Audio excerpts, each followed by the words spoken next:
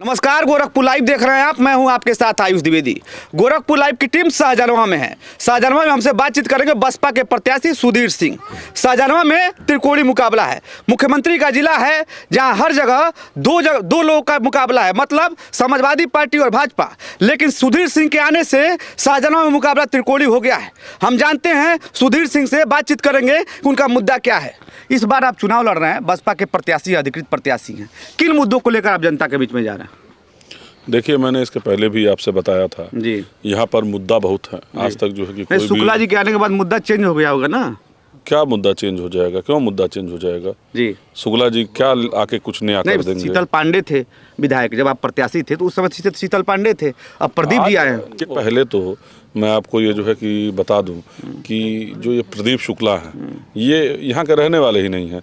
ये बिहार के रहने वाले व्यक्ति हैं। इनके बाबा यहाँ पर निवासा पे आए हुए हैं। मुकुंदपुर महुली थाना अंतर्गत एक गांव है मुकुंदपुर, वहाँ पे ये जो है लोग निवासा आए और निवासा पे आने के बाद ये लोग जो है कि गोरखपुर गए और गोरखपुर से सीधे डायरेक्ट जो है कि लैंड करके शाहजहां विधानसभा में चुनाव लड़ने चले हैं। आज तक मुझे तो नहीं समझ में आता है कि किसी के यहाँ जो है कि मरनी में, जियनी में, किसी के जो है कि दुख सुख में। तो कह रहे हैं 5 साल से चले हैं लगातार। 5 साल से चले? 5 साल से हाँ, लगातार चलते थे उनके दिमाग में। मुझे तो ऐसा लगता है कि अब सब लोग जान रहे होंगे कि प्रदीप शुक्ला कौन है। नहीं तो इसके पहले यहाँ के लोग जो है कि प्रदीप शुक्ला के बारे में जानते भी नहीं थे। मतलब आपके कहने का मतलब है कि शाहजहां के लोग प्रदीप जी को नहीं जानते थे? नहीं जानते थे प्रदीप शुक्ला। अच्छा, शाहजहां की राजनीति। अच्छा, एक सवाल और आता है। मनोज यादव थे, समाजवादी पार्टी के अच्छे दावेदार थे, अब निर्दल हो गए हैं, कांग्रेस के प्रत्याशी हैं। यशपाल रावत है। आपको क्या लग रहा है कि यहाँ से आपको फायदा भी हो रहा है क्या? नहीं, फायदा भी हो रहा है और नुकसान भी हो रहा है। मिला जुला के कुछ नहीं हम मानेंगे। ये है कि समाजवादी पार्टी एकदम ख़त्म हो गई यहाँ पर। तो उनके मनोज यादव के लड़ने से निश्चित रूप से जो भी लोग, यशपाल रावत जो कि यहाँ इतने दिन से राजनीति कर रहे हैं, तो यशपाल रावत जी से बहुत लोगों का जो है कि टसन है। बहुत कुछ पक्ष का काम किए, कुछ विपक्ष का काम किए। उनके जो मूल वोटर हैं यादव समाज के, मुस्लिम समाज के, वो लोग भी जो है कि उनसे रुष्ट थे। अब वो सारा वोट जो कि मेरे तरफ जो है कि डाइवर्ट होना था। आपका भी जो मूल वोटर है, ये कहा जा रहा है कि बीजेपी की तरफ शिफ्ट हो रहा है। ये शाहजहां की मैं बात नहीं कर रहा हूँ, पूरे प्रदेश की बात कर रहा हूँ। कहा जा रहा है कि जो राशन का मामला है, राशन है, आवास है, गैस है, इसको लेकर बीजेपी की तरफ भी लोग मूव कर रहे हैं। ये जो है कि अटल सत्य है कि बहुजन समाज पार्टी के जो वोटर हैं उनसे ईमानदार कोई नहीं है। बहुजन समाज पार्टी के जो वोटर हैं वो सबसे ईमानदार है। और रह गया बात जो है कि आप लोग जो है कि गैस की बात करते हैं, ये बताइए, जब दिल्ली, बम्बई, इन सारे जगहों पर जब जो है कि गैस सिलेंडर, जब पाइपलाइन बिछ गई, तो जो है कि वहाँ का सारा गैस सिलेंडर उठा के जो है कि गोदामों में फेंक दिया गया।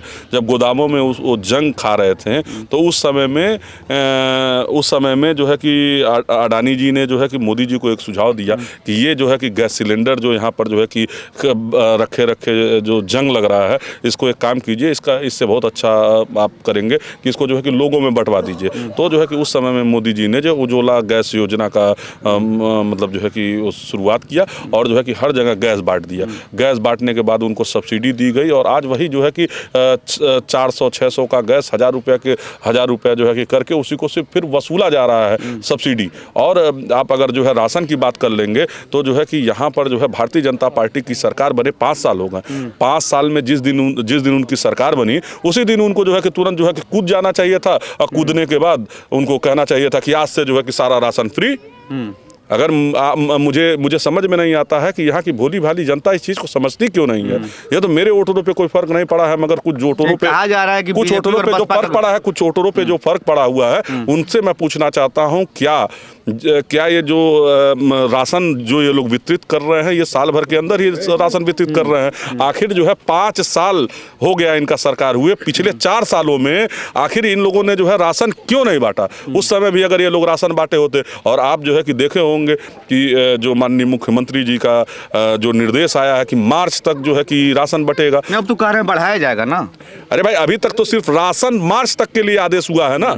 जो आदेश हुआ है वो मार्च तक के लिए हुआ है। अब तो बताया जा रहा है कि बढ़ाया जाएगा, मगर जो है कि बढ़ेगा कि नहीं बढ़ेगा वो तो मान लीजिए कि गवर्नमेंट उसको जो है कि करेगी कि क्या करना है क्या नहीं सवाल करना आता है सुधीर जी, कहा जा रहा है कि बसपा और भाजपा का मौन गठबंधन है, इससे आप कितना सहमत हैं? यहाँ तो त्रिकोणी है, हम बना दिया है त्रिकोणी, लेकिन मौन गठबंधन के लिए पूरे प्रदेश में विपक्ष का आरोप है। अखिलेश यादव लगातार कह रहे हैं बीजेपी की बी टीम, पहले कहते थे कि वैसी बी टीम है, अब कह रहे हैं कि बसपा जो है भाजपा को जिताने के लिए कुछ भी कर रही है। और बहन जी का भी एक बयान आया था कि भाजपा अगर कहीं जीत रही है तो हमारे कार्यकर्ता जिताएंगे।